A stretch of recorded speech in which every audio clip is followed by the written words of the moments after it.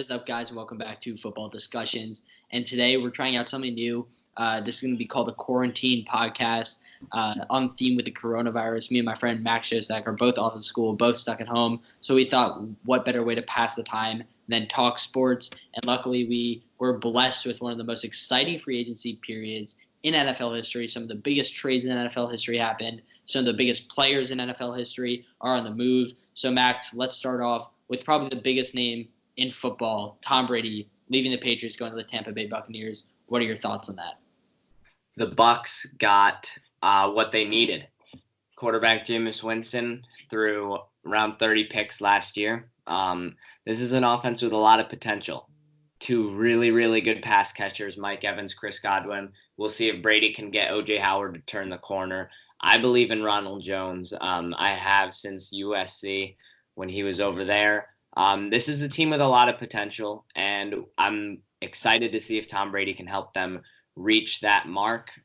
As for New England, normally I would say if a team had lost a quarterback of Tom Brady's caliber, I would say it's going to take a couple years to heal the wound. But with the front office that New England has, I think I'd be shocked if it lasts more than a year, where New England isn't relevant and isn't a Super Bowl contender in this league. I don't think I'm one of those people that thinks that it's Bill Belichick in the front office, not necessarily Tom Brady. I think that Bill Belichick will be able to find a replacement for Tom Brady. No one's going to be as good as Tom Brady, but somebody that can fill that void, fill his shoes, and get the Pats back on track again. Yeah, you brought up a couple of points that I want to touch on, mainly being that Brady-Belichick debate. Who was the one contributing the most to the organization? Who was the one that brought the Patriots franchise 6 rings? And to me, like you said, I do believe it's Belichick, but I don't believe he could have done that without any other quarterback than Brady. I think what Brady brings is competitiveness and his leadership when he brings that to the table, there's no slowing him down. And I feel like that's a large part in what helped the Patriots win 6 rings. But I think it's a clean start for the Patriots. I feel like they've made it clear to everyone that they're starting fresh. And I think Belichick, part of him does want to prove that he can win without Brady. And personally, I think if he brought in Andy Dalton, he would be able to win games. So I think it's going to be fun to see how both of these sides play, the Buccaneers and the Patriots. And going back to your comments on the Buccaneers, like you said, they have 3 terrific pass catchers. They have O.J. Howard, Chris Godwin, and Mike Evans.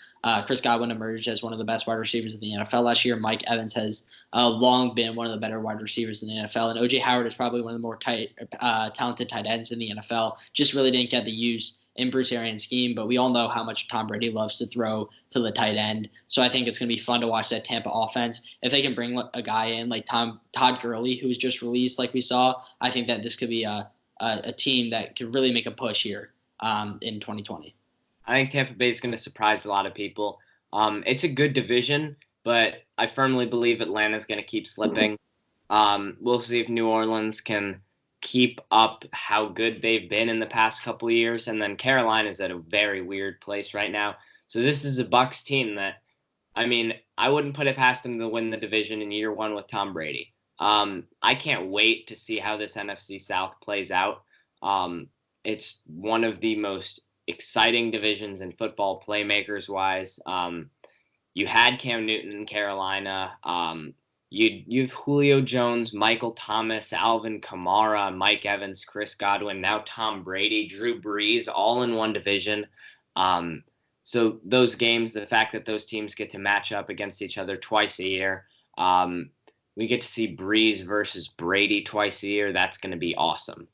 Breaking each other's records, trying to get first. It's going to be fun to watch. Yeah. So let's actually continue along with the NFC South. We'll get to some of the bigger trades in a moment, but you mentioned a team, Carolina, that made some interesting moves. Earlier in the week, we saw them sign Teddy Bridgewater, which was, led to the question of what are they doing with Cam Newton, and then all of a sudden it came out, they're saying we're going to allow Cam Newton to seek a trade, and then Cam commented back on the Panthers' Instagram post and said, "No one told me about this. You guys are backstabbing me. I don't want to be traded. I love Carolina." But it looks like there's a revolving door right now. Cam's on his way out. Teddy's on his way in. First of all, what you think about the Teddy signing? We'll start there. I believe in Teddy. Like, I think his career was on a great path. Pick 32 out of Louisville. Started off well with Minnesota, and then the whole freak accident with the knee injury, it kind of threw him off track. But I think we've seen Teddy Bridgewater hop in some games in New Orleans and prove that he is a good quarterback. And this isn't a bad Carolina offense. It's just the team is missing something. And I'm sure they'll address that in the coming seasons. But DJ Moore, Curtis Samuel, can't forget about Christian McCaffrey. So Teddy Bridgewater is going into a good system with Matt Rule now. They have Joe Brady at an offensive coordinator. So I think Teddy Bridgewater is a good scheme fit. Not necessarily a guy that you need to give rushing attempts to. Like, I think you kind of, if Cam Newton's your quarterback, you got to let him run the ball a couple of times. It looked like they were going to try to make the Cam Newton situation work. I guess not. But I don't think Teddy Bridgewater's a bad signing whatsoever. Yeah, I'm with you on everything you said about Teddy. I think what he brings to the table is a quarterback with good decision making. And I think he's kind of grown into that role. Obviously, in his rookie year, he threw a lot of picks, but we saw him in his 5 games with the Saints last year. He looked really terrific, like a game manager, and maybe even more than a game manager. You know, he was making good passes. He was throwing the ball when they needed him to, and he really looked like a starting NFL quarterback. And that's not something that I would have said like 2 years ago, or even when he was on the Jets or whatever. But I feel like he's grown and developed throughout his entire career. He has not stopped working, and that's led him to get into this starting role in Carolina. And like you said, the pairing between him and Joe Brady is something that I'm looking forward to, because we've seen what Joe Brady can do with quarterbacks. What he brought and we don't know if Joe Burrow is going to be something special even without Joe Brady, but it felt like Joe Brady brought the best out of Joe Burrow, and I feel like Joe Brady can bring the best out of Teddy Bridgewater. The Panthers are thin on defense. That's really their issue. Yeah. And they have pick 7, so whether or not they're going to address that there with Derek Brown possibly, whatever it may be, the offense isn't bad. Teddy Bridgewater's not going into a bad situation. One, Teddy Bridgewater's actually getting a starting chance now, which he more than deserves. And Cam Newton wasn't working out.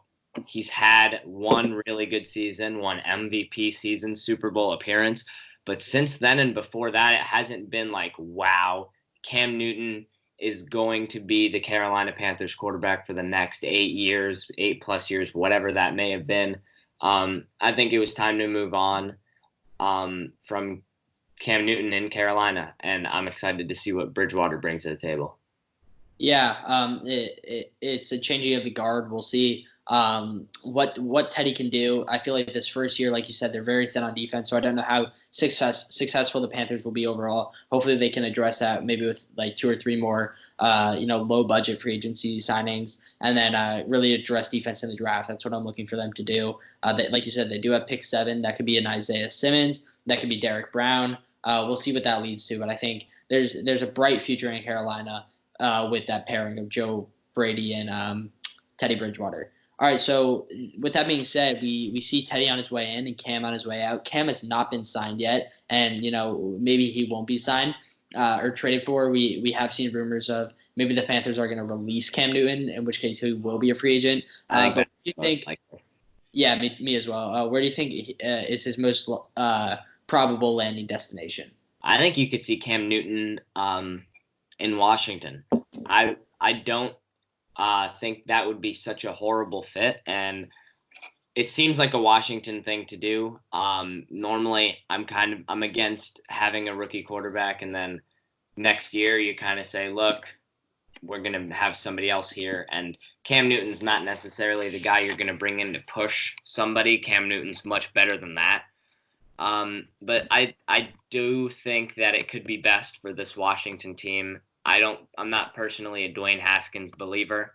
So I think Cam Newton could be a great signing for the Redskins, push that offense a little bit, but I don't think that team is going to be relevant. for the next couple of years. But right now, I think that is the most likely spot that Cam Newton would end up in. Yeah, I think Washington is definitely a possibility with the pairing of Ron Rivera. I think that would be a fun thing to see happen, and can bring Washington back. And by the way, I've loved what Washington has done this offseason so far. It really feels like Coach Rivera is in charge. He's making the decisions, and that terrible front office that the Redskins have is kind of finally taking a step back and being like, look, we have a competent coach. Just let him do his thing, see what he can do. They bring back Kyle Fuller, which I thought was a great signing. So the more and more the Redskins build, I feel like the more and more they actually might be successful under Ron Rivera. And bringing in Cam Newton, I feel like definitely would excel the Redskins' chances on offense. Another spot that I could see Cam Newton going is Los Angeles. Chargers are still without a quarterback, although they did say they're sticking with Tyrod as their number one guy. We'll see if that holds true, because it feels like a lot of things that teams have said so far in this free agency haven't turned out to be true. And then New England would be the only other place I could see Cam landing. It doesn't feel like he's gonna land in Chicago after they sign Nick Foles. So I think that for me right now, it's a toss-up between Washington and New England. I could see, the Washington thing. He's also played in Scott Turner's offense before. It's a fit personnel, like coaching personnel wise. But I think the Chargers, it really depends on what the Chargers' overall plan is like whether or not they're going to aim to add a young quarterback or just bring in a lineman and try to build that team around and then set up to bring in a different quarterback of the future. So I think if they're just trying to build up the rest of the team and really let Tyrod Taylor have this season or Cam Newton, like if they go quarterback at 6, I don't think Cam Newton, like if they're planning to do that, Cam Newton's not going there. If they don't plan on doing it, by all means, Cam Newton could sign there. Yeah, I think it's going to be interesting to see where Cam finally ends up. But I could see Washington, and I feel like New England, as Cam, maybe doesn't get signed, and as he waits around longer to get signed, obviously his price tag is going to go down. So I think that maybe Patriots and Bill Belichick will be able to bring him in for half of, or not half, but maybe like 3/4 of what he's actually worth. Yeah, I agree. All right, so let's get to the big trade news of free agency, and we'll start with probably one of the most baffling trades and one of the biggest trades we'll see, and that is going to be Deandre Hopkins, and I still can't believe I'm saying this, on the move from Houston to Arizona, basically for David Johnson. There was a few picks in there, but if we're looking at this straight up, it was basically DeAndre Hopkins for David Johnson. So can you give me some reason here to why the Texans would ever make that trade, and why did the Cardinals win this trade by a mile? Well, it's an interesting story from the Texans standpoint, because at first after the trade, you see the reports that there was friction between Bill O'Brien and DeAndre Hopkins. So you're like, all right, it makes a little more sense. Still should have gotten a better return for DeAndre Hopkins, though. And then Michael Irvin comes out yesterday and says the crazy stuff about when O'Brien called Hopkins in, said he hadn't had an interview like this since Aaron Hernandez, and said he didn't really appreciate him having his baby mamas around. And then DeAndre Hopkins comes out and saying the story got blown way out of proportion. So right now it's kind of seeming like not that much happened friction-wise. It seems like DeAndre Hopkins just wanted a new contract and was planning to hold out. So they traded him, but they got much less than they should have gotten for arguably the best wide receiver in the NFL. So DeAndre Hopkins for David Johnson, yes, running back's a need for the Texans, but they could have gotten so much more than a guy that hasn't been really used and has been hurt recently in David Johnson. So I really don't like this trade for Houston whatsoever. It leaves them in a horrible position because they don't have a first-round pick. And Kenny Stills and Will Fuller and Kiki Cutie is not a wide receiving core that does Deshaun Watson any justice. But for Arizona, this looks great. You have one of the best receiving cores in the NFL. You have Hopkins, Fitzgerald, Kirk. And Kenyon Drake and Chase Edmonds at the running back position make this offense work very well. And then, of course, you have Kyler Murray. So it makes the Cardinals a lot better. They didn't really need David Johnson, but it leaves the Texans in a very questionable position. Yeah, I think that this is going to make Kyler Murray's sophomore season very easy. It's easy to hit DeAndre Hopkins. He's hard to miss. Big target, super talented, like you said, probably one of the best wide receivers, if not the best wide receiver in the NFL. And I'm still, I know that there was maybe some toxicity between Bill O'Brien and DeAndre Hopkins, but still, you have to get at least a first-round pick for this guy. I don't see how bringing in David, more. Yeah, and more. I don't see how bringing in David Johnson in a second replaces the void that DeAndre Hopkins is going to leave. And I understand the man was asking for money, but again, he's the best wide receiver in the NFL. Of course he's going to be asking for money. You're going to have to be willing to pay someone that talented. You're not going to find another DeAndre Hopkins in free agency or in the draft. Maybe it would have made some sort of sense if they were able to bring in Amari Cooper, but they weren't able to do that. If they were able to trade for Stefon Diggs, but they weren't able to do that. So there's still so many question marks on the side of the Texans. And for the Cardinals, it's just going to be like this is seriously going to go down as one of the best trades in NFL history for one team. It's super one-sided to me. And getting a guy like DeAndre Hopkins, like you said, adding to an already talented receiving core, you have Andy Isabella, you have Hakeem Butler, you have Larry Fitzgerald, one of the all-time greats, and you have Christian Kirk, another really young wide receiver. I think that's going to make, like I said, Kyler Murray's life easier. You have a new college football type scheme with Cliff Kingsbury, and then you also have Kenyon Drake, like you mentioned, who really exploded in that scheme last year. And going off that point of how Kenyon Drake played so well, people were saying that the offensive line in Arizona was bad last year, and that's why David Johnson didn't have success. But it was the same offensive line blocking for Kenyon Drake, and he exceeded expectations in Arizona's backfield. So like I said, David Johnson once was good, 2016 best running back in NFL, but now he's just washed. He's had injuries, and I really don't even see him being a top 10 running back next year in Houston. So the logic to me doesn't make sense. And this offensive line, it does need a little bit of work, but it's not the offensive line you saw blocking for Josh Rosen in his rookie year. That was horrible.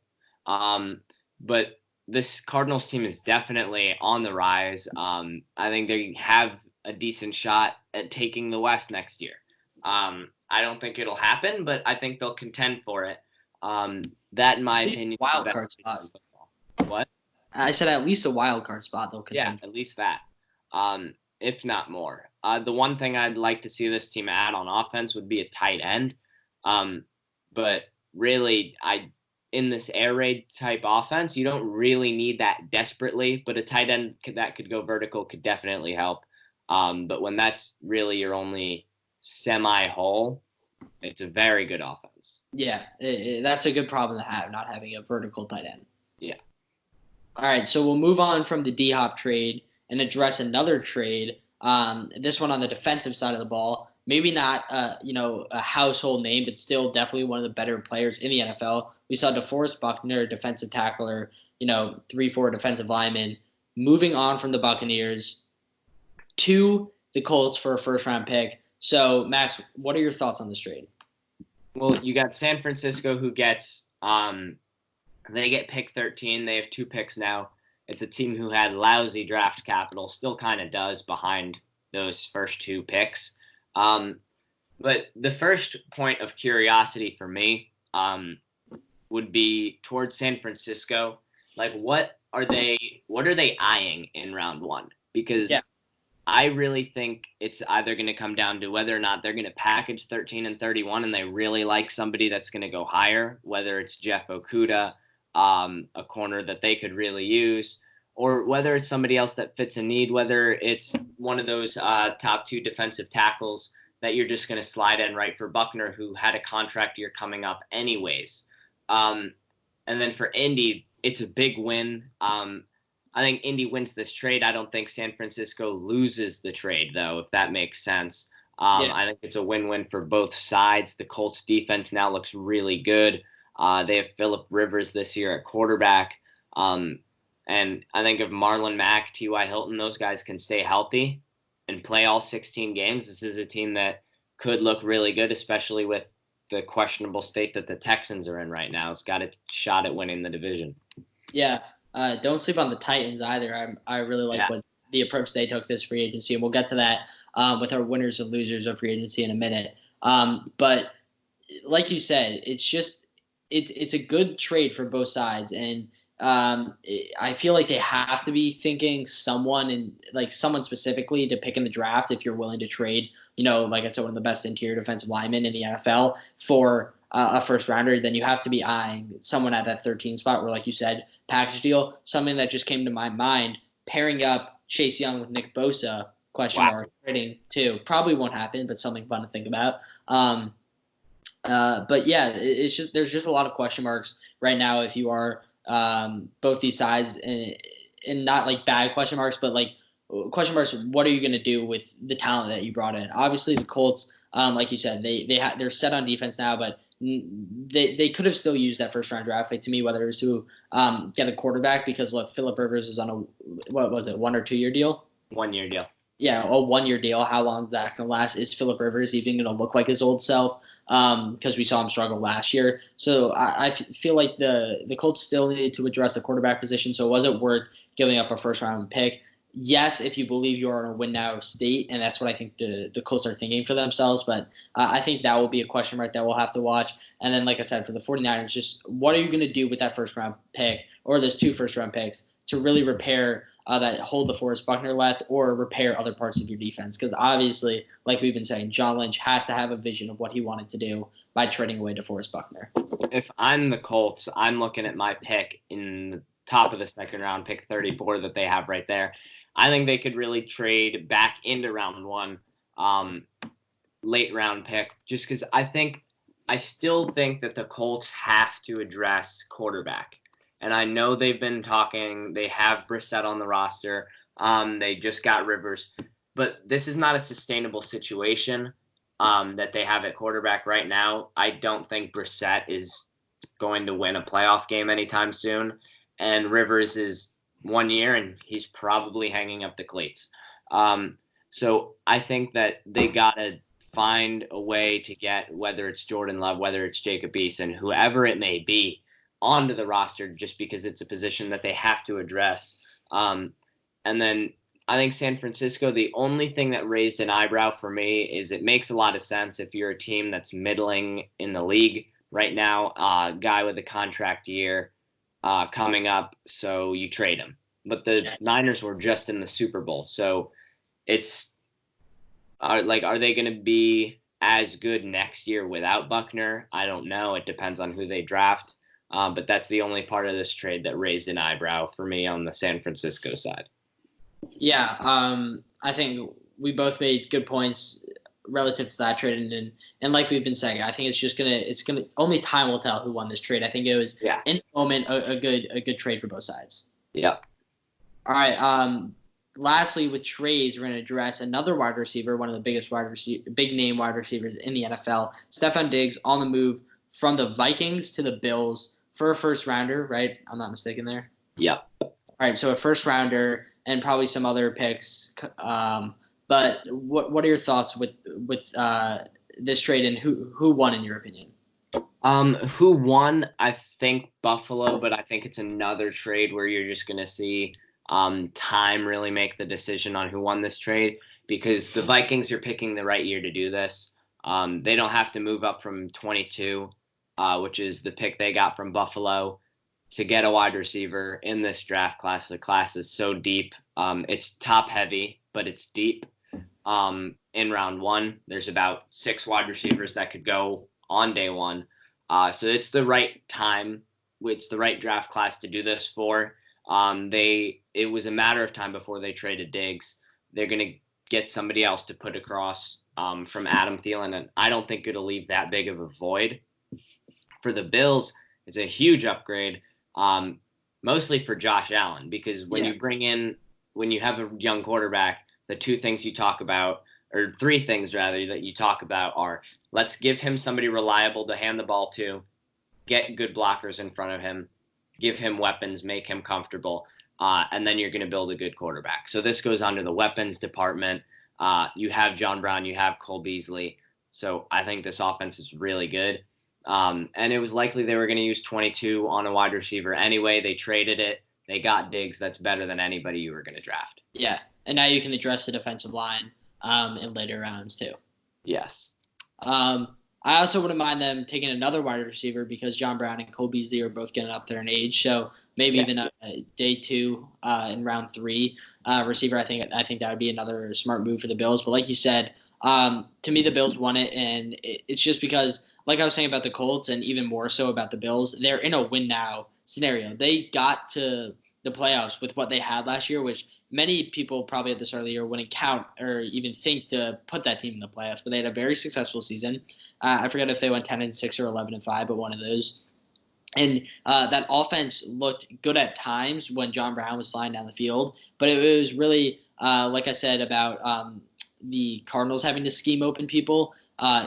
Before DeAndre Hopkins, the Bills were having to scheme open people for the most part. It was curl routes and zones. It was guys sitting in the middle of zones. But now you have a guy that's naturally a great route runner, can get open by himself against the best cornerbacks in the league. And like you said about building around a quarterback, Josh Allen is still super young. We have to remember that. We always expect these rookie quarterbacks to come in and play like amazing right away. And I think we kind of got that opinion solidified when we saw Baker and what he did in his rookie year. Obviously, his sophomore year didn't back up what he did in his rookie year, but I feel like once the Baker thing happened and we saw how dominant a rookie quarterback could be or how good a rookie quarterback could look, we really got that opinion in our heads that once you come out of college, you have to be an NFL-ready quarterback. And Josh Allen wasn't that, and I don't think the Bills ever thought he was that. He had an incredible arm and had raw accuracy coming out of college. And I think that's what the Bills invested in, and now we see that investment starting to pay off when they get a guy like Stefon Diggs to come into that offense. So I think the Bills are definitely in play, especially with the blows that the Patriots have been taking to win the AFC East this year and make a push in the playoffs with the addition of Stefon Diggs. I think you're going to see Josh Allen take a huge growth step this year. Last year, in the playoff game when he just lateraled the ball behind him. Best play I've ever seen. Like it was in backyard football. Josh Allen will have those moments where the young guy comes out, the kid who was playing at Wyoming in the Mountain West and just had the freedom to sling the ball wherever he pleased, knowing somebody was going to come down with it because defenses couldn't stop him. But I think you're going to see Josh Allen take a huge growth step this year and really showcase what he can be, because I think he can be really, really good. Yeah, I think it's going to be fun to see how the Bills play this year, and I'm excited to see if they can make a push in the playoffs. Yeah, me too. Right. Before we get into winners and losers, just a couple of players that haven't been signed yet but are still big names, still floating around in free agency. One of them is very recent, was just released from his team. Ty Gurley has been cut from the Rams, so he's one name that I'll throw at you. The other two being Melvin Gordon and Jadeveon Clowney. Where do you see these three players ending up? Gurley, I think, is a perfect fit for the Atlanta Falcons. They got to get a running back after cutting Devontae Freeman. I think Gurley on the Falcons would fit well. They have running backs behind him, like Ito Smith is capable, as we saw last year. So I think he'll be just fine. Melvin Gordon, like you said, I think the Dolphins is a great fit there. They need a running back as well. They finished off the year with Patrick Laird starting, so that's obviously not sustainable. And if they do indeed draft Tua, you're going to want to give somebody you're going to want to give him an experienced running back, just like Melvin. Hopefully he can get out of the slump that he finished his season last year in. And then Jadeveon Clowney, I think ultimately we're going to see him return to the Seahawks. I just think his market is decreasing, and I think somebody's about to give up a first-round pick for Yannick Ngakoue. And I think that's really going to be the last person Yannick Ngakoue and Matt Judon, I think, are going to be the last two guys in the edge market that really get a solid market. And I think Jadeveon Clowney is going to be the odd man out. I think he's going to end up in Seattle again. Yeah, I think that a lot of teams that look at Jadeveon are like, well, he's had production in the past, but again, he's never had double-digit sacks. But he's really good at getting to the quarterback, and what I mean by that is pressuring the quarterback, so not sacking him necessarily, but forcing bad throws, which is an overlooked stat, and we both talked about this outside of this podcast, but we both talked about how important the pressure stat is and how important it is to blow a play up, maybe not sack the quarterback, but force a bad throw. I think that's just as important as getting sacks because it is a loss of down in that sense. So I think Jadeveon Clowney brings that to the table. But like you said, he's not going to put up the sack numbers that we've seen Yannick put up, or really just get the tackle for loss numbers that we've seen Judon put up.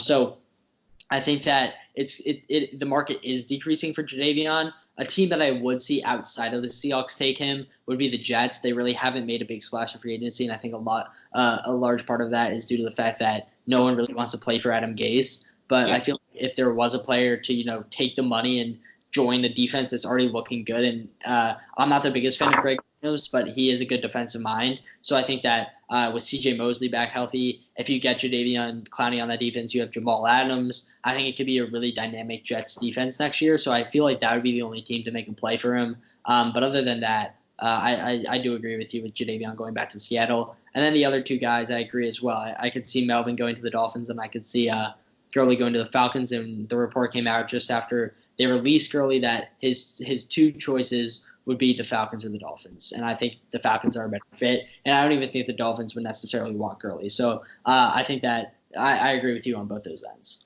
I wouldn't rule out Tampa for Gurley, just especially after the Brady thing. Yeah. But I think if you bring in too many new faces into one offense, I don't think it goes very well. Like the Browns. I think Chris Godwin and Mike Evans are accustomed; they're going to get their targets. And if you bring in a new quarterback, you bring in a new running back, and it could get overwhelming. So I still think the Bucs should take the route of drafting a running back, and with these new free agent running backs, I think the availability of running back in the draft is going to be a lot better in such a good class.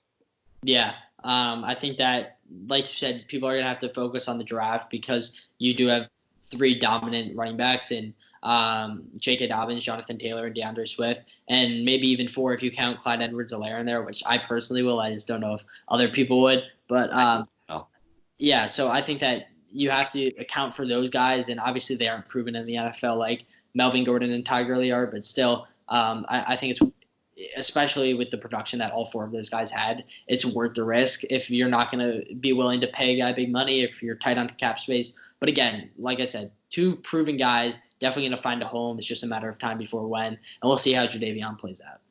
Yeah. And then really couldn't have enough red flags. But yeah.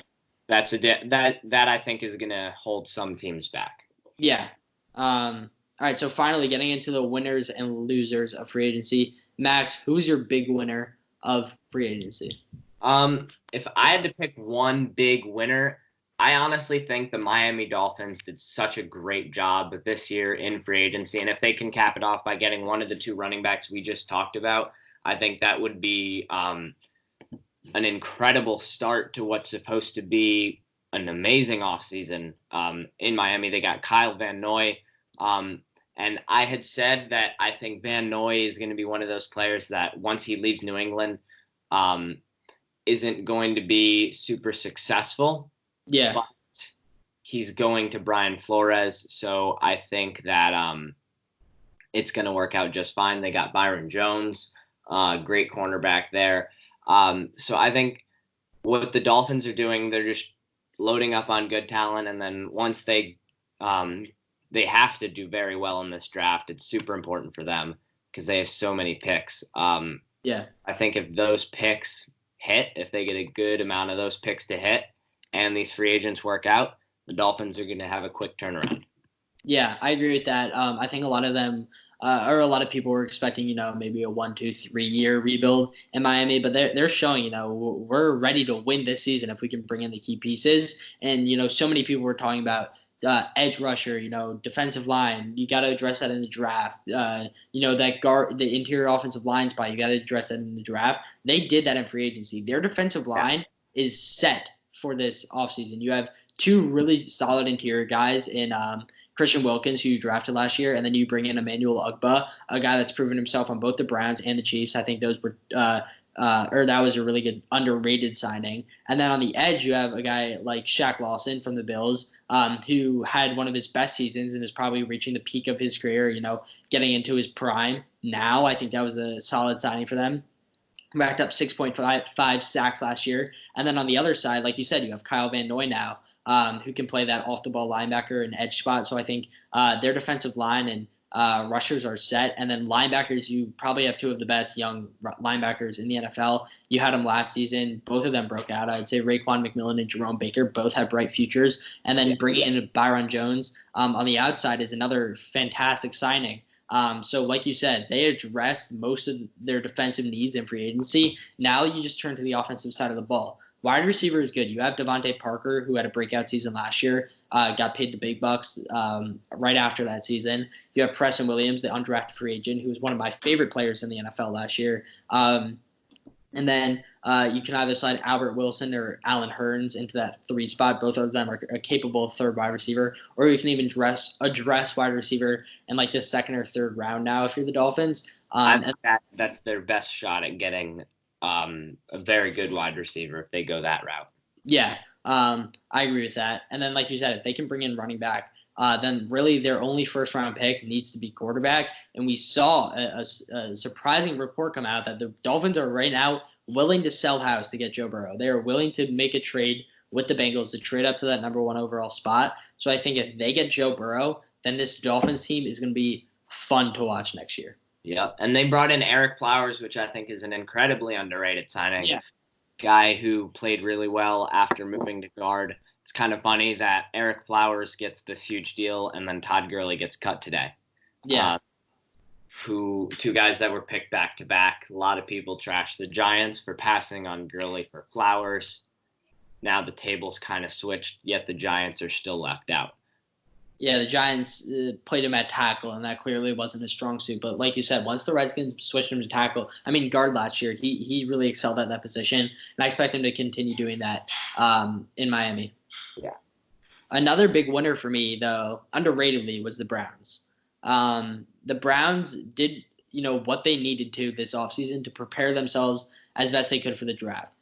Obviously, their offensive line was terrible. Really didn't have anything going for them. Boom, you signed Conklin. Great signing to me. And then you also bring in Austin Hooper. So now you have, one of the best receiving corps in the NFL. Obviously, Odell Beckham Jr. Had his struggle last year, but I feel like now that Hooper is mixed into this group, you have a consistent third receiver that could take some of the pressure off of Odell. Jarvis Landry proved to be capable, racked over 1,000 yards last year. And Hooper proved to be one of the best tight ends in the NFL last year. So I really like that trio. If you can bring in a wide receiver or Higgins, you can play him. Callaway was cut in the middle of last season due to his off-the-field issues. But I think that this Browns team is looking good, and obviously they had that 1 year of bad coaching, bad quarterback play, but I'm excited to see what this new season brings for the Browns. Also got Carl Joseph, B.J. Goodson, Andrew Billings. So I think those are underrated signings that I think they'll work in the Browns' favor. Another team, this has not been – or the Chargers were, I do think, for what they could do in their window of cap. I think they were a winner with getting Linval Joseph and Chris Harris. So I think with their flexibility, I do think they won. They were winners in this free agency period, and now they have to turn to the draft to continue to grow as a team. Yeah, I agree with that. Chris Harris is a good signing. They addressed what they could, like you said, in free agency. So to me, that marks a good sign of things to come for Los Angeles, and now they just have to focus on that quarterback position or ride with Tyrod Taylor, which I doubt they'll do. Yeah. A loser for me, and this is kind of a clear one, would be the Texans. You not only lose your best receiver, you get a washed running back. You lose DJ Reader. They signed Vernon Hargraves. I think that's their only signing throughout all this. Correct me if I'm wrong. So I think that the Texans really did just a poor job.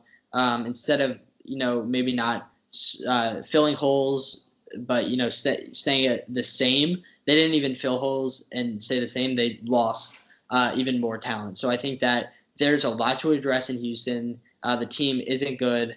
I think that Deshaun Watson is going to have, a step back year just due to the lack of receiver talent that he has now. So I think it's a bad moon rising in Houston. I couldn't agree more as that being the biggest loser this offseason. And then I'm just still a little bit confused as to what the Bears were really doing this offseason. Yeah, I agree.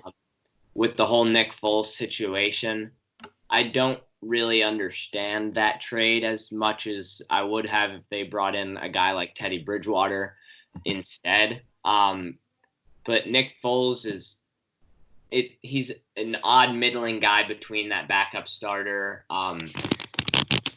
role on a team and their starter, supposedly Mitch Trubisky, is in that exact same boat.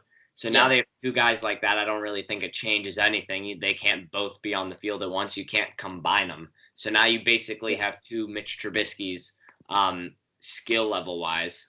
So that sort of confuses me. I did like the Robert Quinn signing.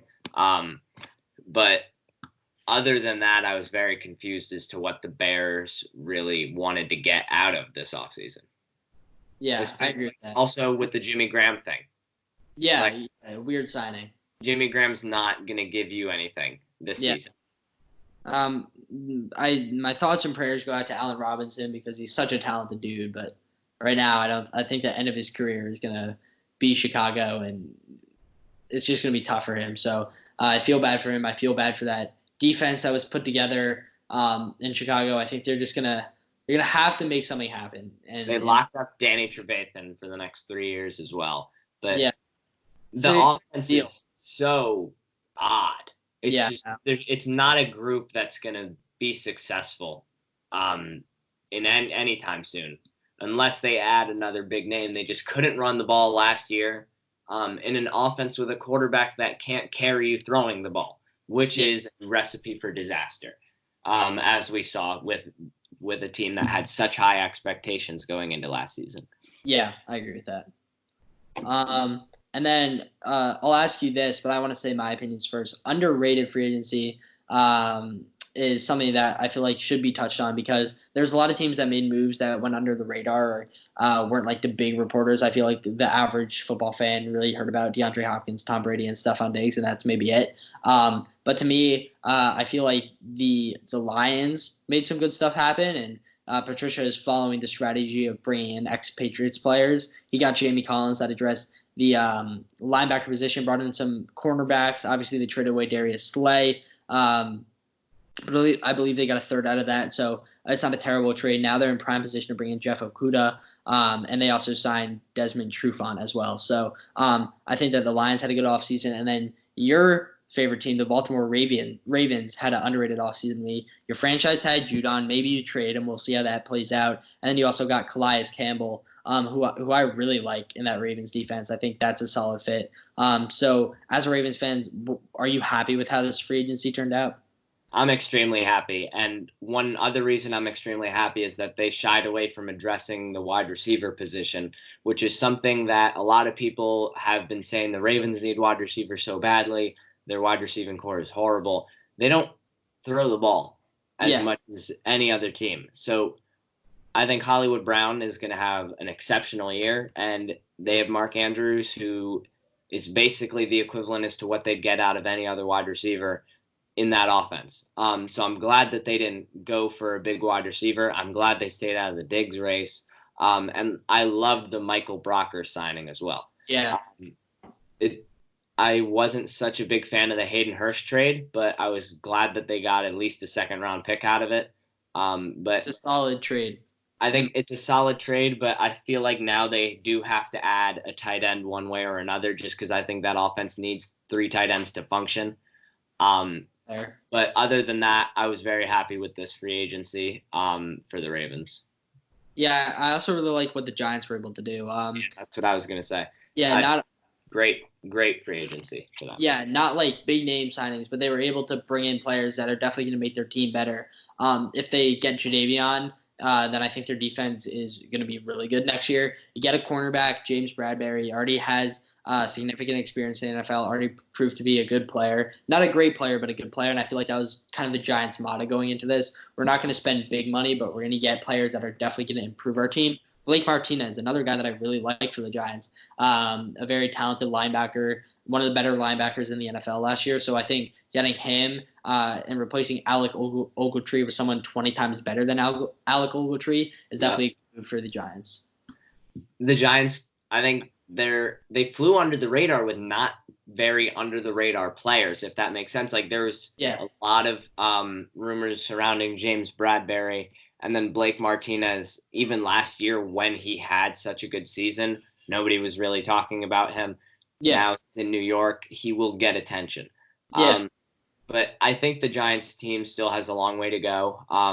Every year before the season, you're going to see a lot of people talking about the Giants going 9-7. That's not going to happen, I don't think. But I think the Giants team is going to slowly grow. And I think this is definitely a step in the right direction. I agree with that. I think that it was a good start if you're a Giants fan. Yeah. Now it's on to protecting Jones. Jones growing as a quarterback, which should happen because he was only a rookie last year. Didn't play a full season. But the team is definitely moving in the right direction. There's things to be excited about. Yeah, I agree with that. All right, that's going to do it for today's episode of the Quarantine Podcast. Thank you guys for tuning in. Me and Max will be coming back with our post-free agency mock draft either tomorrow or the next day, so stay tuned for that. We're probably just going to wait until some of those key players fall in place, Cam Newton, Yannick Ngakoue, Jadeveon Clowney, all those, and then we'll make the mock draft. So, again, stay tuned for that, and thank you guys. Take it easy. Peace. Peace.